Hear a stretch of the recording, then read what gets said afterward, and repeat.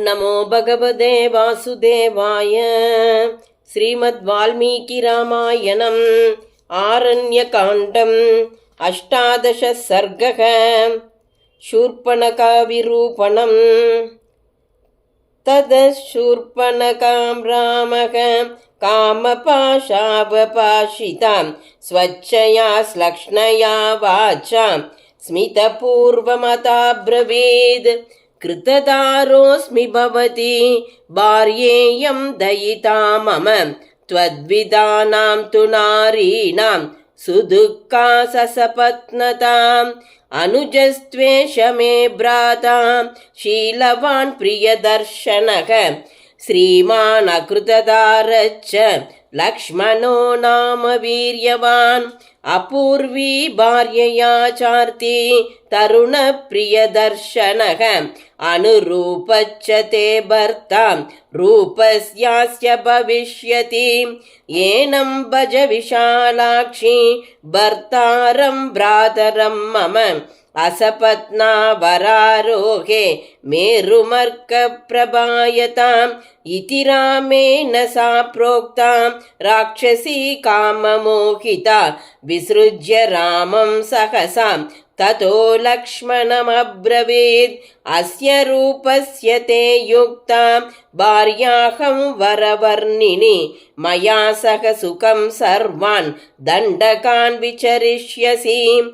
एवमुक्तस्तु सौमित्री राक्षस्या वाक्यकोविदः। ततः शूर्पणखां स्मित्वा लक्ष्मणो युक्तमब्रवीत्। कथं दासस्य मे दासी भार्या भवितुमिच्छसि। सोऽहमार्येण परवान् भ्रात्रा कमलवर्णिनी।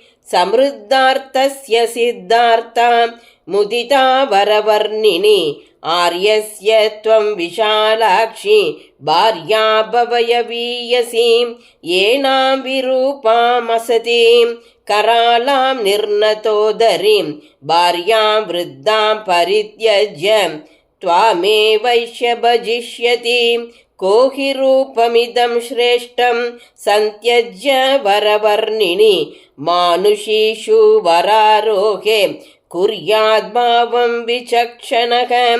इति सा लक्ष्मणेनोक्तां कराला निर्नतोदरी मन्यते तद्वचस्तद्यं परिहासा विचक्षणां।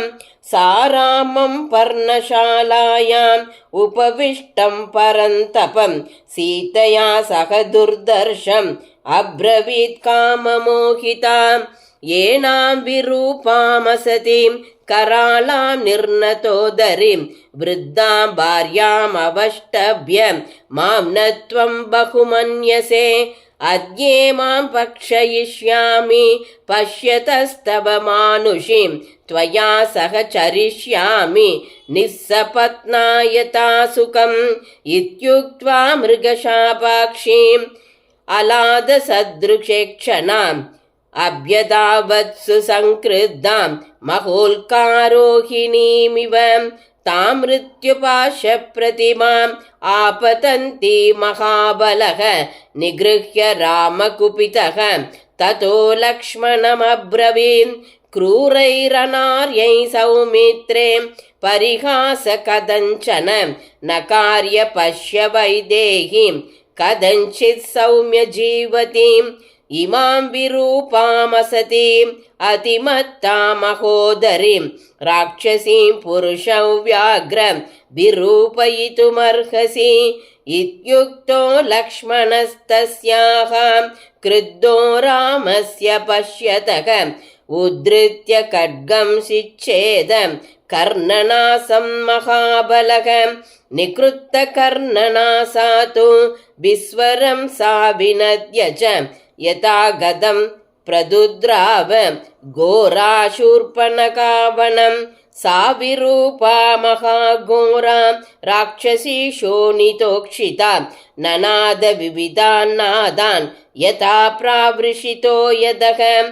सा विक्षरन्ती रुधिरं बहुधा घोरदर्शना प्रगृह्य बाहू गर्जन्ति प्रविवेश महावनं ततस्तु सा राक्षससङ्गसंवृतं करं जनस्थानगदं विरूपिता उपेत्य तं भ्रातरमुग्रदर्शनं पपाद भूमौ गगनाद्यदाशनिः ततः स भार्यं भयमोहमूर्छिता स लक्ष्मणं राघवमागतं वनं विरूपणं चात्मनि शोणितोक्षिता शशंस सर्वं भगिनीकरस्य सा।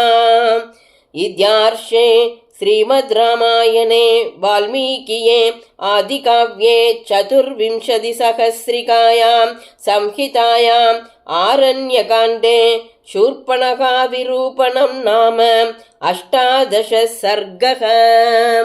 श्रीदाशरथाय विद्महे सीतावल्लभाय धीमहि तन्नो राम प्रचोदयात्। जानकीकान्तस्मरणं जय जय राम राम।